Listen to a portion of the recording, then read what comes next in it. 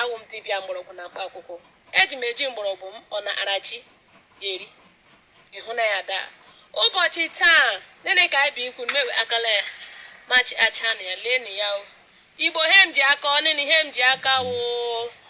Bekee kpọrọ ya bitter kola. Ndị Igbo anyị enwere ndị akpọ ya agba ilu.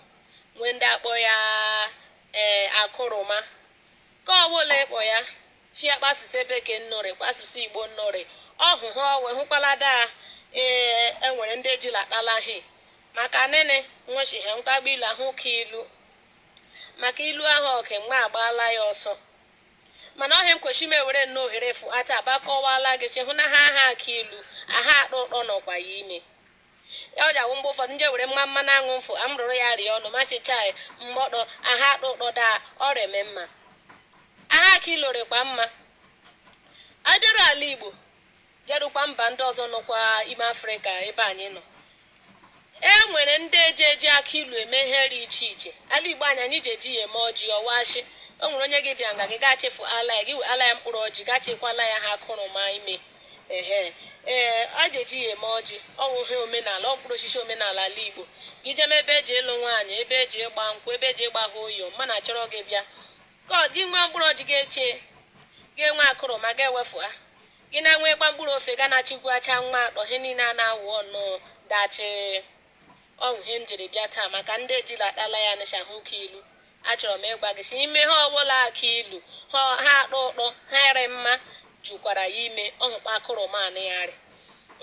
eji eji ya enaba ndị ọbịa ri akpa m siri kwuo mbọsị ejikwa ya arụ ụzọ gwụrụ iche iche mgbe ama kpapịrịkala na ya ololololo ọkụ ya na m ya onye hụrụ nga nlaga ha na-ajụwa ahụ o ji adaga ntị o eme ndị Igbo jiri kwuchie ha aka ilu dara ntị ha wụkwa ihe hụtara ọnụ ana na ama akpala ya ada kororom kam ndị ọnụ maka ogeshi ha mkpa mgbado were dịsa m iri ga-akụ daa amakwa nna ahụ chọwa aka ilu ahụ dara ntị akwụkwa ha ọkpọrọ ọnụ mana ha ọkpọrọ ọnụ na ha ọrụ n'ime ahụ kwanụ bịakwara bịarịrị iche o ji arụ ezigbo ọrụ kemgbe sọ nene uru aka ilu bara ahụ anyị na gburugburu ebe ma n'obi ọhịa m shem akọwa taa enwe ndị eji ekwu ukwe ndị ji achọ ịgụ avụ eji arị mma nwochi nwa na-agụ avụ olu nwa na-adachi enwe ndị nwere olu ngụkụrụ nwere okwu ka bifo ga anụ he nwa okwu ga-ekpada ị ga-eji kpa ga-ejicha ntị nwa na-eme enwekwa ịkpọ ya wee ikekwe nwere ahịa nwa oriri ya agụọ nwa olu kekwa nwa ekwe elu ukwe akaja aka ndị kwa ya 7 ndị ka ha eji ekwekpa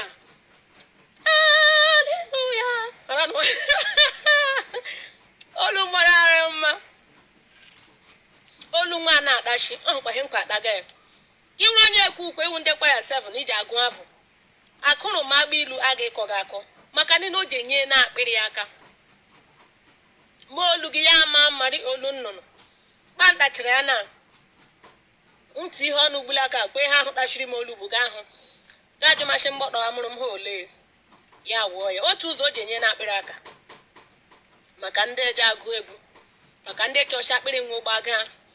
were akụrụma na otu mkpụrụ ogburu otu mkpụrụ anyị asụ ọkpanye ụkpụrụ ara ihe ọjọọ nọ ime ọgwụ mkpụrụ osisi okike nyere anyị werekwanụ ha nri ha agwọ ọrịa enye na ndụ aka pojuo ya ime kemgbe sachimo ji eme olu arị mma nke abụọ ọwụ nene o ji emezi anya ihe nye ya sashi mma n'anya ndị bekee ahụ glaucoma ọwụ nene daa gị were akụrụma na akpa enwekwara ụzọ ọzọ kpọzọ ejikwa eme mebi mmebi mkpọtọ sef enwere ụzọ ọzọ ị gakwa ime akụrụma mana ọwụhe m chọrọ ikwu ahụ onyonyo were ya na-atinye anya gị ha eji asashi anya bifin ete anaghị mkpọtọ were nwayọọ okwu bekee gaa ahụ shi ashi anya sojuola gị anya na ịkpara ya kpa imekwa na ya akpa ahụ ewala otu ụbọchị ụtụtụ ga-akpa otu anyasị ga-akpa otu ga-abịa hụ shi ihu shi manụ ụzọ ama ọhụhụ ụzọ gị ahụ o ji ama enwere ha sashiri gị anya kacha ka anya ka plak ya ya bịa hụ shi ihe ndị ahụ eshila ashi anya ọfụma niile rụrụ na gị ya ọwa akụrụma o ji enye aka maka vision gaa na ahụzi ụzọ ama ịhụnanya anyị na-aga ịsọ mgbagbu ghara ọgụ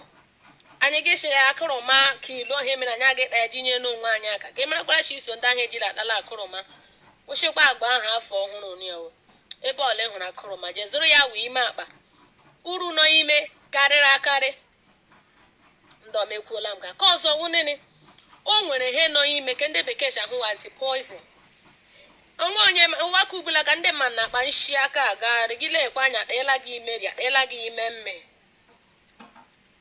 bekee chọọ food poisoning kwa ka ịma ha ma rie mmadụ nwere ike inyekwa onwe ya poison ikekwe efere asaji hụ ya asaji ikekwe ite eji eshigari ịma ama ga-ewere ihe ara mma kwute imeri gị richarịa ahụ ya banye ma gị nsogbu ahụ o nwere ndị eji ericha ha ahụ ya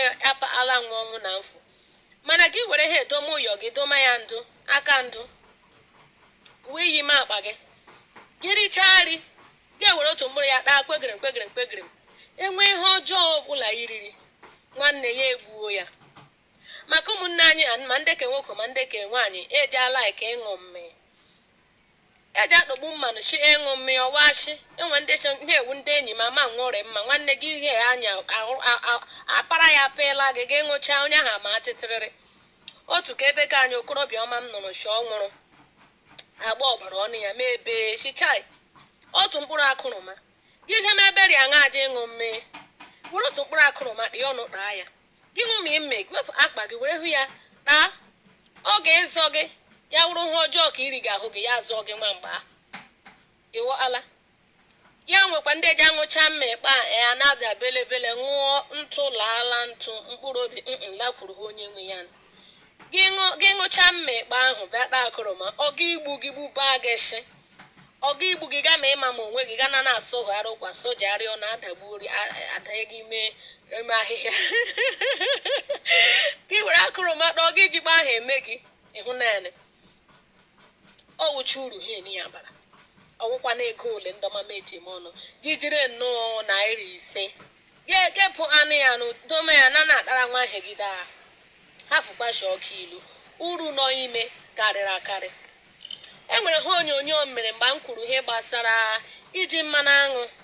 ịkpọ mmanụ aṅụ ọkụ iti ya ime akwụkwọ ala kpọọ ya ọkụ ukoro ya kofu ebe milion ga-ebi enwe nga ọla agwọ nọ ala ya ara eshi ya nwụọkwanụ enwere ụzọ dị iche iche ji emeghe erikwa iche iche ụwa iche aga chọhụ dịcha agwọ ba aba were nnọọ akụrụma jezu nga ọrịa ahụ gbọtọmacha anya azụ ụyọ gị niile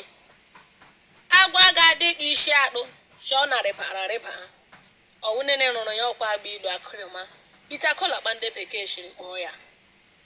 ndọmehụna chi uru nọ ha eni ya amee ya aka nne na mere jila akpala ya ndị eze meje m ọnụ pamit nwanne nụ atubi n'ọtị ị mara na asha akụrụma ji enye na dị mkpa aka ya ele n'ọrụ ezinụlọ rụzie ya ma aka m shi ọrụ bedi aka m shi ebe mmekọ nwoke na nwaanyị gị bịa gị rụchaa ya kpa ya na-ajụchi enyi ya ha ahụ wụ nene akụrụma ji enye na dị mkpa aka ịhụnanya ọgwụkwa gị je n'otu mkpụrụ enwe ndị nwoke gị shi ya otu mkpụrụ akụrụma ga-eje ma ịrụ ọrụ eji ụlọ gburu ya ọrụ ndị Igbo shi ha emere taa mee ya echi ahụ awụọla nne na ha awụọla ihe mmechi ha awụọla omenala gburu akụrụma na-akpa ọnwụ gị n'otu mkpụrụ gị sha gị je ịrụ ọrụ ezinụlọ gị ruo ebe ahụ agba gị ọkpụ goolu 7 otu mkpụrụ kpara ka ị ga-esa anụ mana gị were ya na-akpa mgbe ọbụla ihe ara mma na ahụ gị ya egbuo ya ihe mere ọhamadike gị ara ike ọkpaga ya yọ mejiela gị ya mgbe ị na gị jide amashi ọrụcha n'ọrụ ị ga ma ịma nọ na gị rụọ ọrụ ezinụlọ kpa na na-achị enyi ya mụrụ ha ole anana etugo ọhamadike enwe ndị eji agwọ ọgwụ infection nwụcha nwa ṅụọ n'ọgwụ infection aha ahụ nọbe nwa ahụ nwayọ gị nọ gị ahụ infection ị nwere kemgbe 19 kiridim itiriti hụ ya etiriti gaa hafụ ya ya eyi akwa ime ahụ gị ya akwa ime ahụ gị ya azụ ụmụ ime ahụ gị ya ere ala ime ahụ gị gị nara otu nwa ọgwụ gị hụrụcha ihe niile ndị ahụ ọgwụgwọ oshime gị chọmana ha echọpama ya gị nye mara onwe gị ke bekee chahụ tritment mejie ya ma gị na-aṅụ ọgwụ infection gị nwoke mbụzi gị echekwa eje were igwe lee gị ahụ mara ma ọnọbe nga ya nụrụ agbanwee na gị ọgwụ ka gị gbu nje ahụ n'ahụ gị ọkpa ime ga enwere onwe gị gịba na ocha nna aṅụọ na m taga ma ịṅụ ọzọ echi igbugakwa onye ngwugala ili ya biko gị jere akụrụmata aja gị jere ịrụ ọrụ ezinụlọ gị kpara akụrụmata gị ruo ebe ahụ emerie gị gị mgbọdọ ịwụsa onye achịchịkwa mkpa akụrụma ma rụzie ha ama ee gịta akụrụma ga arụzie ya ama gịta taa echi ga akpahụ nwanne chi ga akpahụ ka ọzọ ga akpahụ na were ya azị ihe mmeji nwanne ya nwee ha arị mma ahụ gị ya hazie ya gị na-aje ọrụ ezinụlọ ga para trọfi ana na-akpọ gị lalika chi ya ndị a gịcha ga ewetachi nwaanyị a na-eshila gị ezigbo ri were ezigbo mgbọrọgwụ were ezigbo azụ nye gịrị ọwụ gị richaa ọwụ ya chichara ihe kuru nnu mmiri ri ebe kpago gị banye gị chi ga-erikwari ị ga-erikwari gịrị gboko onwe ga ka iriri eri ji ebe ga nleweli iwe ya nkwugakpo ochierịrị ịhụnanya otu aka ilu ahụ kwa ihe jufuara ya ime o jenye na nwoke aka o jenye na nwaanyị aka nwaanyị ji akpa ya nwoke ji akpa ya uru nọ ime karịrị akarị enwekwa ka emeche ahụkwa mbịakwa mgbe ọzọ mekwuo ya ịhụnanya gbalịchima na ike nna ekwela shọka ilu lekwa ya chi ihe mkpa nna aga ịkpafu ihe ka ịda akụọla m so o ji emezi olu ekwela m so o ji emezi anya ekwela m so o ji eme nwoke a na-arụzi ọrụ ezinụlọ ama aka akwala m shi o jikwa n'afọ gị rie poison ala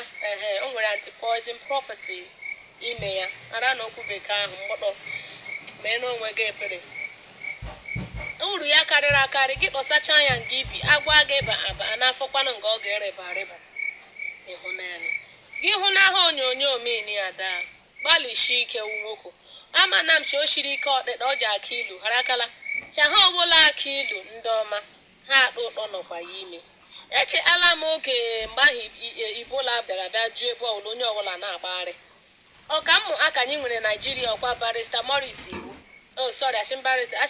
ọkammụta nụ prọfesọ Morris Iwu sabiko ewekwala iwe ọwụ nchịrị ụkachi ọnụ ya na-adafụkpa ahụ o kwuru che nwekwara ike iji aka ilu ịhụ na ya wunu bita kola chụọ ọrịa ibola kụọ ishabụ ahụrụ ga n'ime ahụ sef anyị achọfụ achabeghị ọwụ